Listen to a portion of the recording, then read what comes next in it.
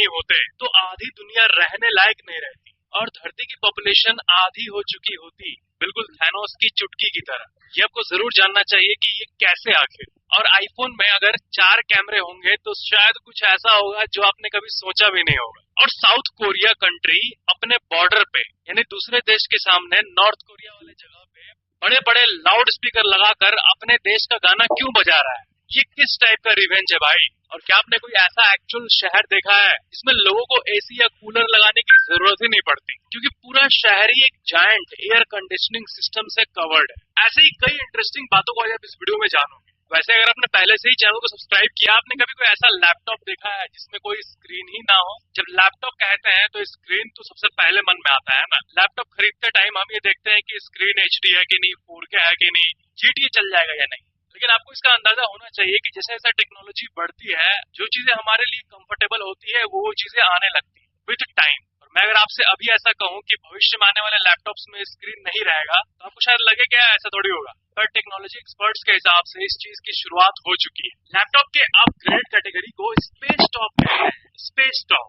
और ये एक ऐसा लैपटॉप है जिसमें आपको चश्मा मिलता है और वही पहनने के बाद आपके सामने एक स्क्रीन दिखता है जिसका साइज आप जितना चाहे उतना बड़ा कर सकते हो। तो सबसे पहली बात, फिजिकल स्क्रीन ना होने के चलते जो साइज है लैपटॉप का वो बहुत ही ज्यादा कम हो जाएगा, लैपटॉप का वेट भी कम हो जाएगा और प्राइवेसी बढ़ जाएगी और आप जो चाहे वो कर सकते हो क्योंकि आपके लैपटॉप स्क्रीन को कोई देख नहीं रहा होता है, प्राइवेट डिस्प्ले होता है।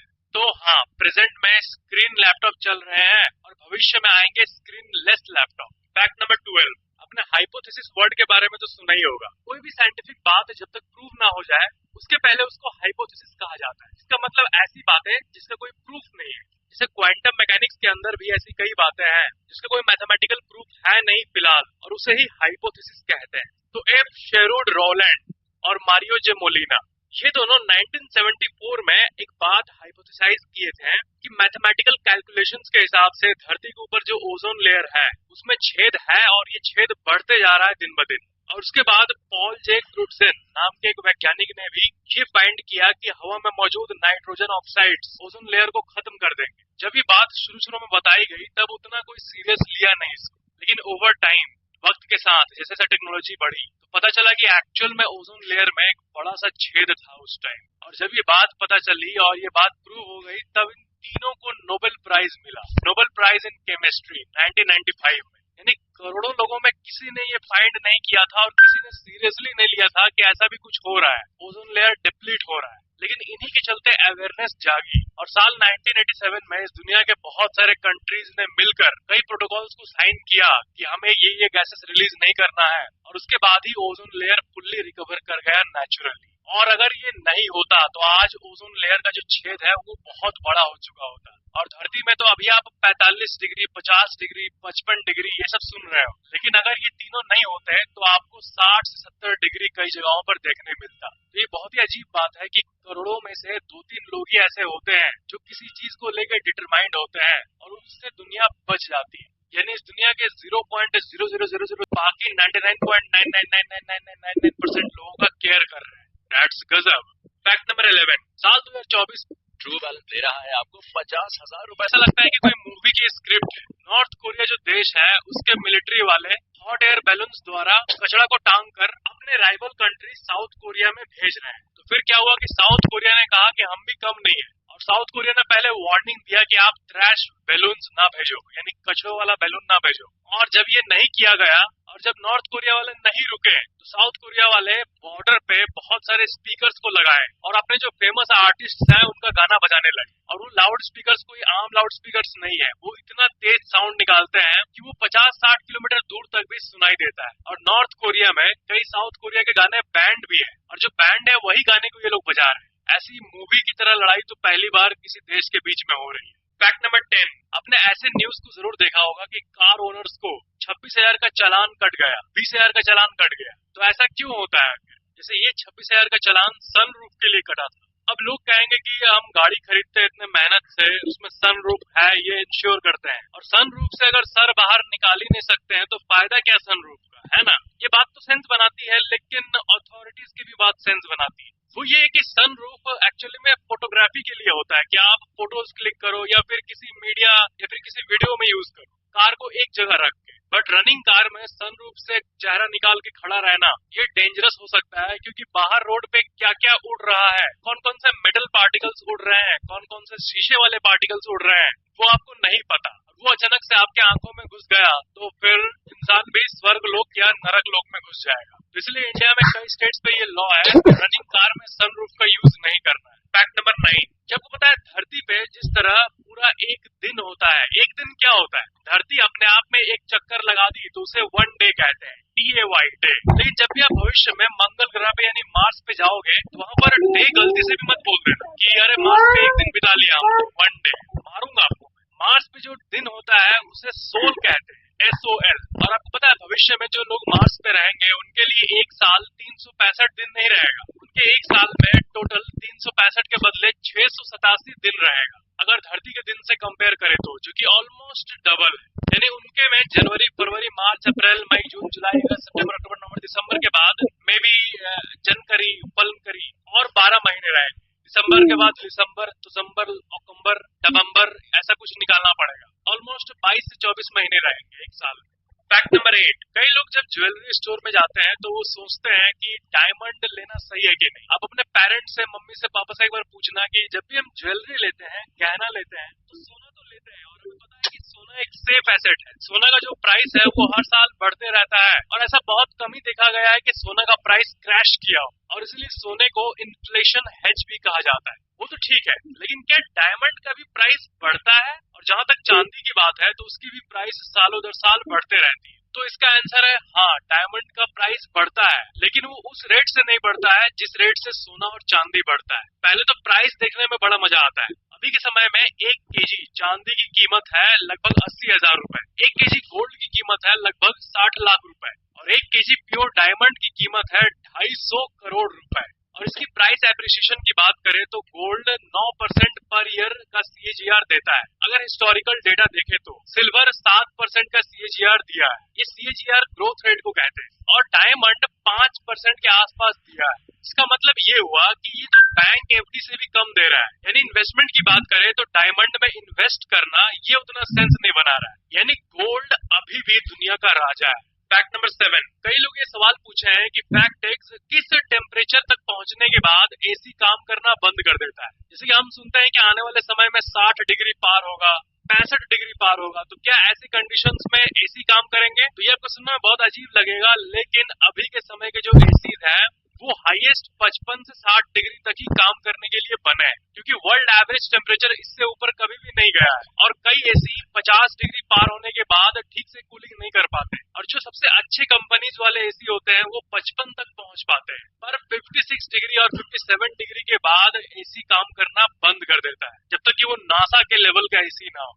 क्योंकि एक्सट्रीम टेम्परेचर्स में AC का जो कंडेंसर और जो अंडर के मशीन्स होते हैं वही ओवरहीट हो जाते हैं। यानी हाँ, आप पूरी 60 को एक ऐसा टेम्परेचर मान सकते हो जिसके बाद अगर 61 डिग्री हुआ तो दुनिया की कोई AC, अनलेस वो नासा ओसा की ना हो, तब तक वो काम नहीं करेगी।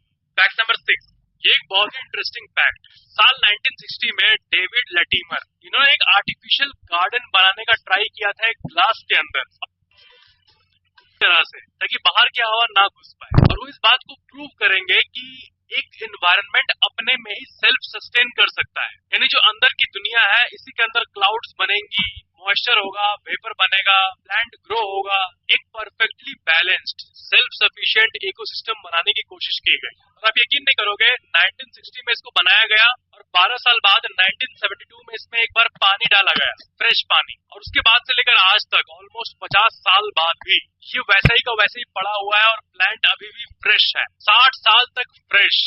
आप सोचो विज्ञान क्या क्या कर सकता है, दैट्स रियली गजब। और एक इम्पोर्टेंट बात है कि इसको धूप में ही रखा जाता है, जिससे कि ये प्लांट फोटोसिंथेसिस कर पाते हैं। और यहाँ पर एक अमेजिंग फैक्ट आपको बता दूं, जिस तरह मछलियों के इकोसिस्टम को एक्वेरियम कहते हैं, वैसे ही जो ये प्लांट्स का इकोसिस्टम होता है, जैसे कि एक plant system in a jar या ऐसा कुछ, उसे टेरेरियम कहते हैं। एक्वेरियम शब्द का भाई कह सकते हो, terrarium, the ecosystem of plants.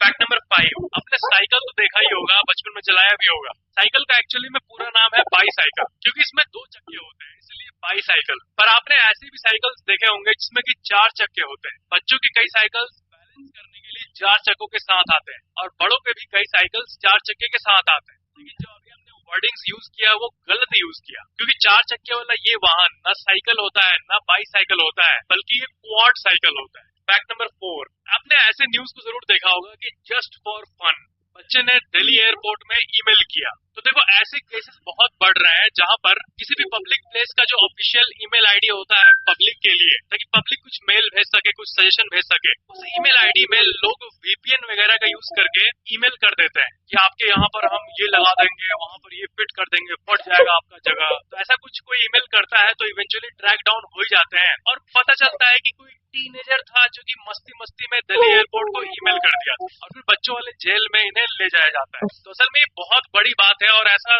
क्यों करता है पता नहीं ये लोग, मतलब एंटरटेनमेंट के लिए कुछ भी करते हैं कि हाँ हमने दिल्ली एयरपोर्ट को देखो कैसे डरा दिया, जस्ट फन के लिए। और कोई कितना भी वीपीएन एनोनिमस ईमेल वगैरह यूज कर ले, इवेंचुअली अथॉरिटीज ट्रैक डाउन कर ही लेती है। नो मैटर आप कितना भी एनोनिमस हो जाओ इंटरनेट पे, अगर प्रशासन चाहे तो पता लगा ही लेती है कि ये कौन है। फैक्ट नंबर 3, एक बहुत बड़ा डिबेट ये है कि न्यूज का फुल फॉर्म क्या है। हाँ पता है, हम लोगों ने बचपन से ही सुना है और मैंने भी पहले भी बताया है कि north east west south news का फुल फॉर्म होता है, यानी हर जगह की खबरें आप तक पहुंच रही है, इसलिए न्यूज कहते हैं। लेकिन वर्ल्ड के कई पार्ट्स में न्यूज का फुल फॉर्म कुछ और ही होता है। फुल फॉर्म से डायरेक्शन मालूम चले, यानी नॉर्थ ईस्ट वेस्ट वगैरह, उससे बेटर फुल फॉर्म मौजूद है जिसे कहते हैं नोटेबल इवेंट्स, वेदर और स्पोर्ट्स, NEWS, यानी इम्पोर्टेंट घटनाएं, मौसम और खेल।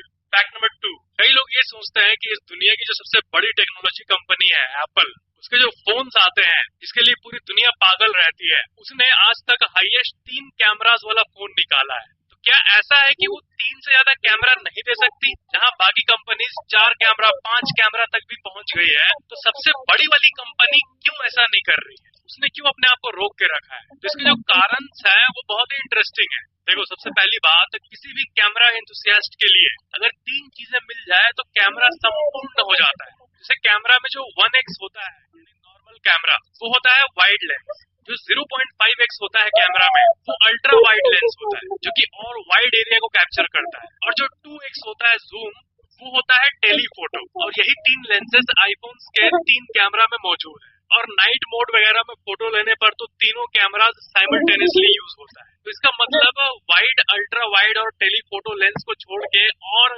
हो तो ये सिर्फ ऊपर की हवाबाजी है। और दूसरी बात, एप्पल अपने फोन्स के डिजाइन और वेट को कम करने के लिए जो R&D करता है उसकी कॉस्ट बहुत ज्यादा होती है। यानी अगर आप एक फोन को हाथ में लो तो आपको लगेगा कि आपने जस्ट एक फोन हाथ में लिया है, लेकिन उस फोन के हर एक मिलीमीटर को डिजाइन करने में बहुत ज्यादा पैसा लगता है। और टेक एक्सपर्ट्स ये कहते हैं कि एक एक्स्ट्रा कैमरा अगर आईफोन में और लग जाए तो पूरा आईफोन का जो सिस्टम है, जैसे इसका बैटरी साइज और इंटरनल कूलिंग मैकेनिज्म, इन सब को बदलना होगा और फोन की जो कॉस्ट है वो 10% से ऊपर चली जाएगी। तो एक वर्ड में कहूँ तो एप्पल एक और कैमरा को अननेसेसरी मानता है, अननेसेसरी। और भले ही ये बातें हमारे लिए सेंस बनाए या नहीं बनाए, यानी बहुत लोग मानेंगे कि एप्पल को कैमरे में और इनोवेशन करना चाहिए और बहुत लोग मानेंगे कि नहीं अभी जो है वो ठीक है। लेकिन बात यहाँ ये है कि एप्पल की इंजीनियर्स की जो डिसीजंस होते हैं वो बड़े कमाल के होते हैं और अभी तक एटलीस्ट सही ही प्रूव होते आए। एप्पल को पता है कि लोग क्या चाहिए, क्योंकि एप्पल का देखो नेट इनकम है लास्ट 10 सालों का, 2013 $37 बिलियन, 2014 ऑलमोस्ट $40 बिलियन, और आप हर साल का देख सकते हो। और लास्ट 10 सालों में ही इनका जो नेट इनकम है वो 3 गुना हो चुका है। क्या आपने कभी कनाडा में मौजूद ला विले सटरेन, जिसे दी अंडरग्राउंड सिटी भी कहते हैं, इसको देखा है? ये एक अंडरग्राउंड कॉम्प्लेक्स है, एक पूरा शहर जो कि 33 किलोमीटर में फैला हुआ है, जिसमें कि शॉपिंग मॉल्स है, होटल्स है, ऑफिसेस है, म्यूजियम है, यूनिवर्सिटीज है और इनफैक्ट रेसिडेंशियल बिल्डिंग्स भी है। और इस अंडरग्राउंड सिटी की सबसे खास बात यह है कि इसका पूरा क्लाइमेट कंट्रोल्ड है, यानी पूरे शहर का टेम्परेचर कंट्रोल किया जा सकता है। इंडिविजुअल लोगों को घर में एसी लगाने की जरूरत नहीं पड़ती, चाहे जमीन के ऊपर का टेम्परेचर ज्यादा गर्म हो या ज्यादा ठंडा हो, उससे कोई मतलब नहीं, क्योंकि इनका पूरा क्लाइमेट सिस्टम कंट्रोल्ड है। और बिल्कुल ऐसे ही मैस्डायर सिटी एक प्रोजेक्ट है जो कि यूएई में अबू धाबी के पास बन रहा है और इस पूरे शहर में इंटीग्रेटेड एयर कंडीशनिंग सिस्टम भी होगा और इस पूरे शहर में भी 50,000 के आसपास लोग रहने वाले, यानी मैस्डायर सिटी अपकमिंग प्रोजेक्ट है। और कनाडा में मौजूद दी अंडरग्राउंड सिटी, जिसका नाम है ला विले सटरेन, वो एक ऐसा शहर है जो कि ऑलरेडी ऑपरेशनल है। और अमेजिंग बात यह है कि ये 1990s में ही कंप्लीट हो चुका था। दैट्स गजब। फैक्ट नंबर 1, क्या आपको पता है इंडिया में ministry of Yeti and alien welfare कौन संभालता है? वो ये संभालते हैं। तो ये थे आज के फैक्ट्स। वीडियो को लाइक जरूर करना और नीचे कमेंट करना कि ये वीडियो कैसा लगा। और अगर आपने अभी तक चैनल को सब्सक्राइब करके बेल आइकन पे क्लिक करके ऑल पे क्लिक नहीं किया है तो जरूर कर लेना। Thank you so much for watching this video. मिलते हैं अगले वीडियो में।